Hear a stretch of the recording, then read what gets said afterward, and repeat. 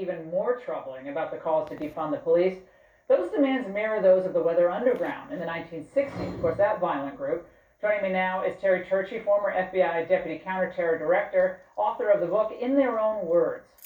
Terry, these videos are hard to watch. They're not being reported on by the other networks, which is a stunning dereliction of journalistic duty. But what's the similarity with the Weather Underground, and why is that so jarring to you for people who still aren't familiar with that group?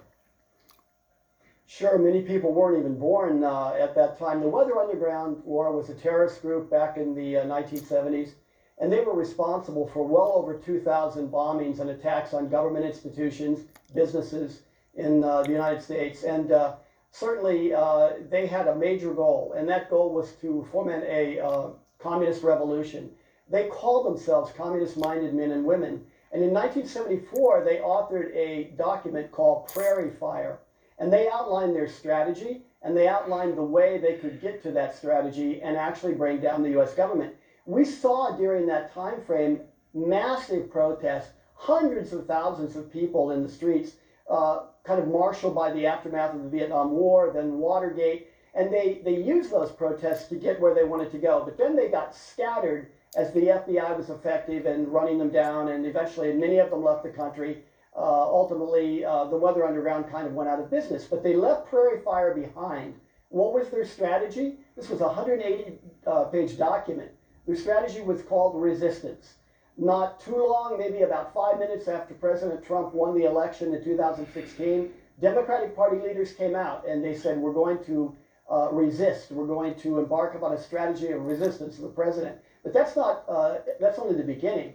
The document, the Prairie Fire document, actually contained 6 points that the Weather Underground felt very important about. These were the planning points that would bring about this revolution.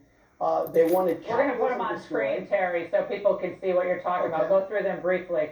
Destroy capitalism, the weapon of destroy capitalism. Yeah, systemic racism, political racism, police racism, identify the victim classes, organize the victim classes. That's why you have LGBT folks and illegal immigrants are joining the cause. Engage in international solidarity with the global movement, attack and dethrone God. So let's take two of those points tonight. Let's take international solidarity and, of course, police racism. This is over 50 years ago. Racism, systematic racism, police brutality, systemic police brutality, these were the things they were saying then. They knew that these were nothing more than the kerosene you throw on the fire, but they knew they worked. The Black Panther Party, meanwhile, over in Oakland, was saying, we're going to demand that the police in our communities leave, that we'll police our own communities. All of this was happening at the same time. The Black Panther Party was ambushing police officers in America back then. So police racism then and police racism now is a phony issue.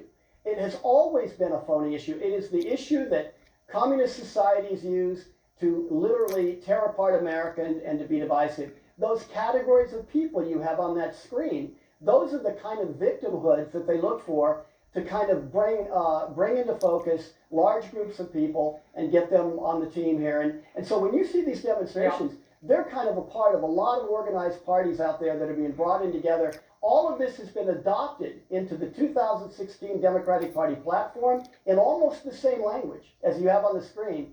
And now we're seeing their politicians.